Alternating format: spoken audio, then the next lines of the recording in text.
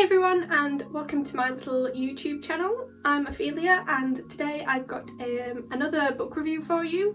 So it's a new release that is coming at the end of April, so on the 27th of April, and it is this one. It's called The Path of the Witch, Rituals and Practices for Discovering Which Witch You Are, and it's by Lidia Pradas. Sorry about the reflection, I'll put a picture on the screen because it's not great, but this was an advanced e-copy that I was given through NetGalley and Fairwinds Press, who are part of Quarto publishing group, so I was given this book for free for review. Okay, so before I get into the review, I decided that I wanted to try and structure and organise my reviews a little bit more, because last time my first review that I did, which was for Kellyanne Maddox's book Rebel Witch, because I really loved it, I felt that I was a little bit all over the place and I was just rambling about how great it was.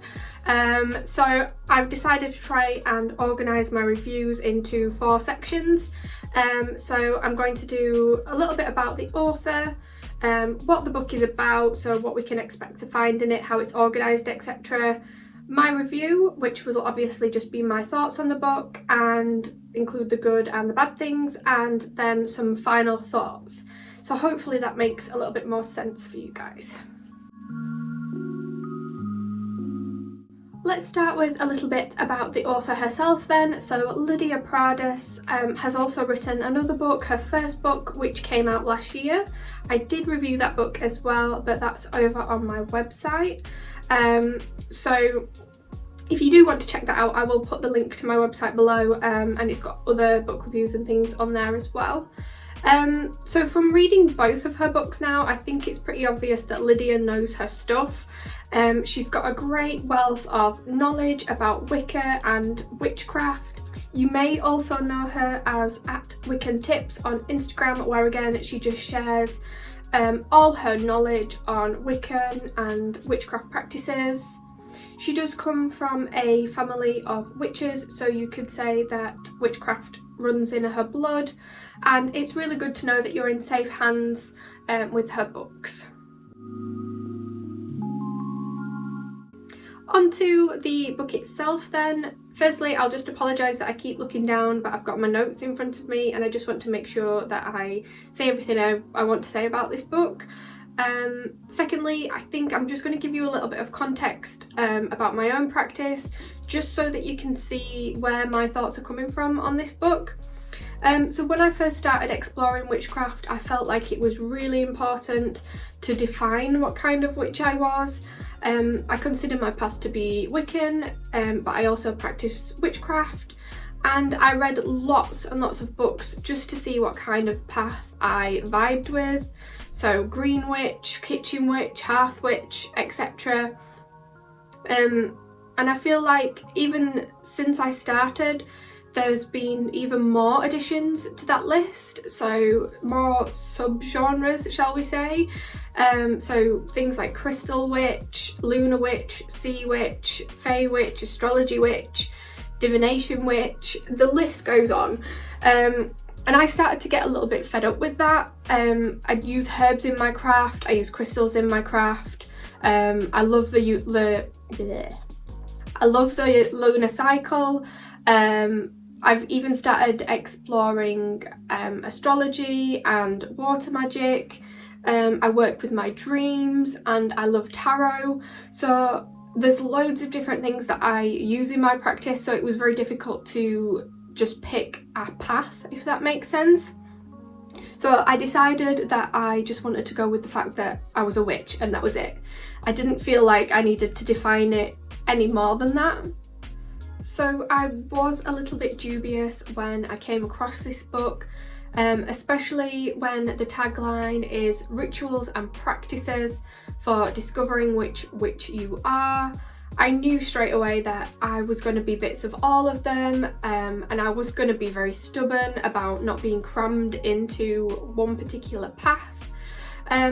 Anyway, I was still intrigued, as I always am with witchy books. I wanted to go into it and just to see if there was anything that I could take from it and add to my own practice. So hopefully that little bit of an insight into my witchcraft practice will just show where a few of my thoughts are coming from.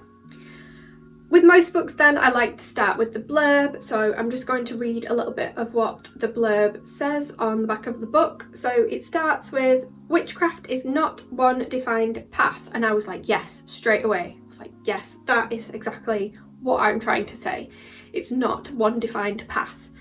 It says, rather it is a diversity of practices that you can curate and align with based on your lifestyle and unique gifts. So that I agreed with straight away, and I thought actually maybe this is something that I'm going to really enjoy. But then it starts to define the path, so I started to get a little bit confused. So it says, do you have an affinity for working with plants and herbs for magic and medicine? You may be a green witch. Are the kitchen and home spaces sacred to you? Are you able to tap into the sensory and healing properties of food for spell work? Is cooking an intentional act for you? You may be a kitchen witch. Are you able to easily connect with the 5 basic elements of air, fire, water, earth and spirit? You may be an elemental witch. Can you do many practices with ease? You may be an eclectic witch. So the path of the witch describes the many different types of witches, their gifts and abilities and their practices. Each path shows you activities and rituals that you can use to discover and explore that type of witchcraft and discern if it is fit for you. So when it started to define the paths, I was just a little bit dubious. I really don't like the idea of having to choose one specific path that we have to follow. But these are, like I said, these are more my thoughts, so I'm going to come on to those a little bit later on. So the book itself then is beautifully illustrated throughout. It is really pretty. The images are by Nata Vedanta, I think is how we say her name, I'm not 100% sure. And I would totally love to have some of these images sort of framed on my altar. So for example, I don't know if you can see that because of the glare, but I'll put some on the screen as well.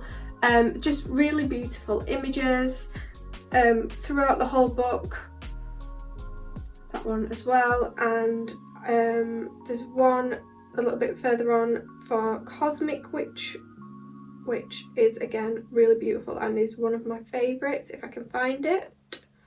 That one there. And like I said, I would love to have some of these images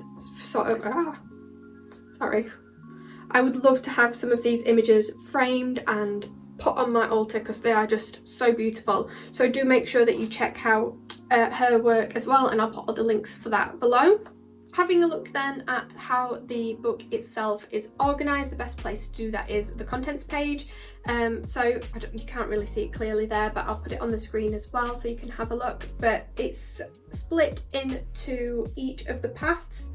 So the Green Witch, Kitchen Witch, Wiccan Witch, Cosmic Witch, Elemental Witch, Sea Witch and Eclectic Witch.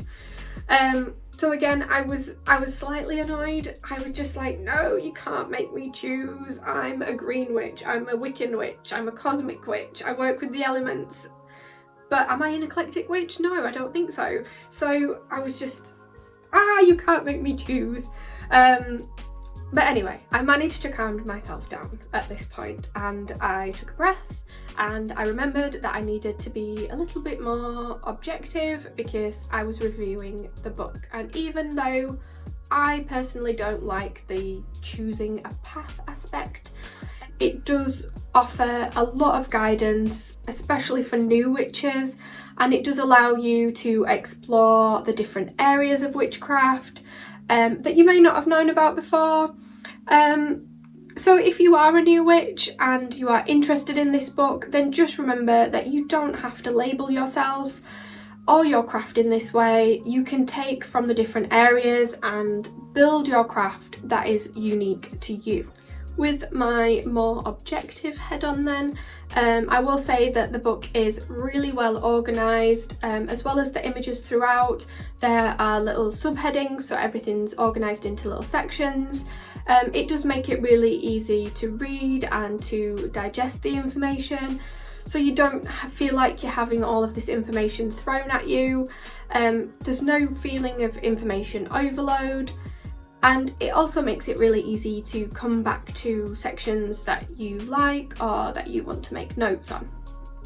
At the beginning as well, it does also have a little bit of an overall guide to witchcraft, which covers the things that are relevant to all witches and just witchcraft in general, so the elements, the altars, tools, cleansing, so the things that you would usually find in all beginner type books.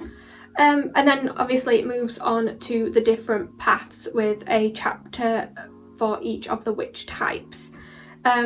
Within the chapters themselves, there's key information on what the path looks like, the basic beliefs and the values of that particular path, some correspondences, some spells, recipes, and one of my favourite parts was the guided meditation for each of the paths at the end. So throughout the whole book, the information is very clear, it's thoughtful, it's practical, and as I said earlier, Lidia Pradas clearly has a wealth of knowledge to share on a range of witchy areas. So that's basically how the book is organised and what you can expect to find in it. So now I'm going to move on to my personal review, so my personal thoughts on the book. So as you can probably tell, I did have quite a strong response to this book. In the opening, it says that it is for anyone who wants to explore different paths, which is great. That's exactly what I wanted to hear. But then it adds before choosing one. So again, I was twitching a little bit at that. It did bug me. I don't know if it was just me being sensitive or anything, but I just felt like I was being forced to choose a path, and I just really am not about that in my practice anymore.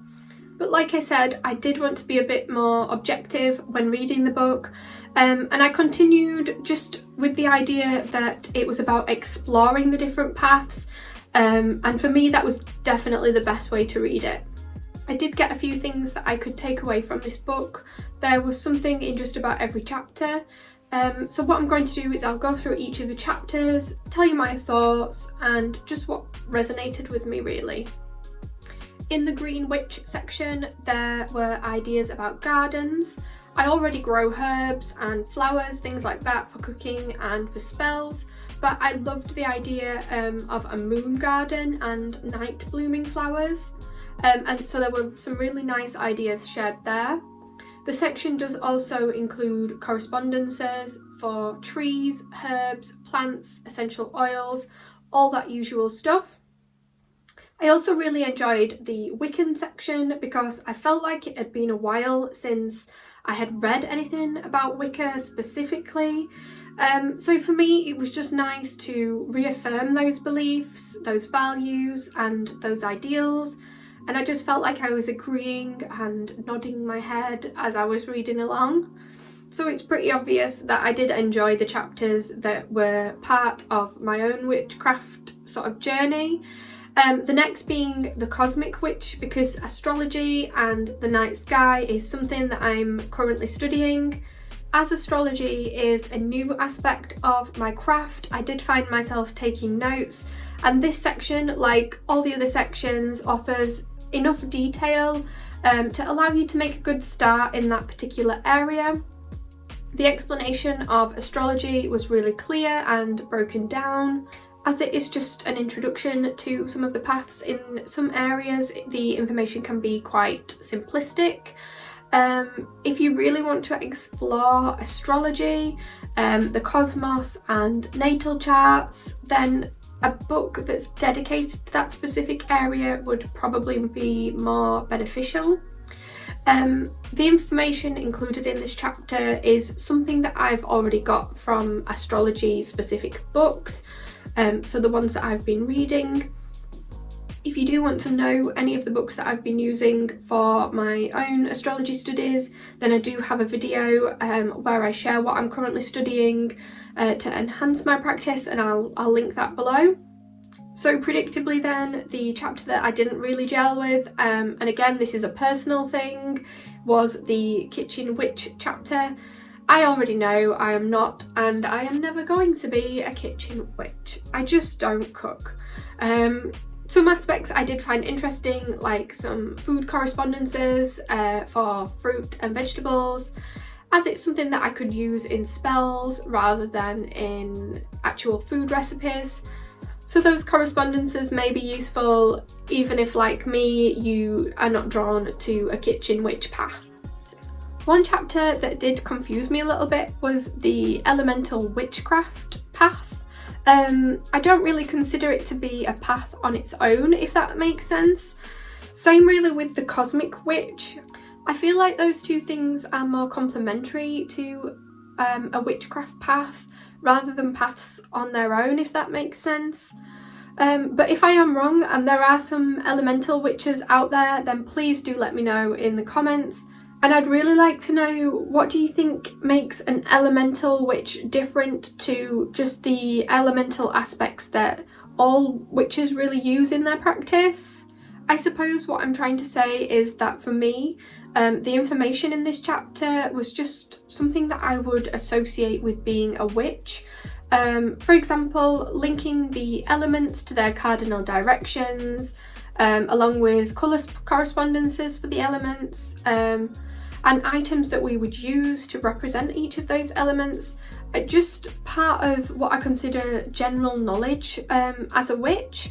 I do use the elements and their corresponding directions, the colours, the particular type of magic that they're attuned with, quite regularly when I'm designing spells and rituals. On the other hand, if you are not familiar with this aspect of witchcraft, maybe because you are a beginner or it's just not something that you're aware of, then I think it's something that can definitely benefit everyone's practice. And the book does help with understanding how to use the elements in your craft, but I have come across this in other books for beginners as well. Lastly, the Sea Witch chapter. Again, it's an area of interest for me, so I did really like reading about the use of water in spells and rituals. I do prefer to refer to it as water magic or water witchcraft, just because for me, I don't live near the sea, so it can be lakes, rivers, streams that inspire my magic. Especially because my sun sign is Pisces. It's one of the main reasons that I'm exploring this area. And this chapter, again, it did offer a wealth of information around using the sea and other related aspects. Another thing that I loved, which I did mention at the beginning, but I will mention again, is the guided meditations, which were at the end of each chapter. They do feel really personal, and I will definitely be going back to them, to my favourite ones in particular, just to make a note in my Book of Shadows so that I can just keep coming back to those.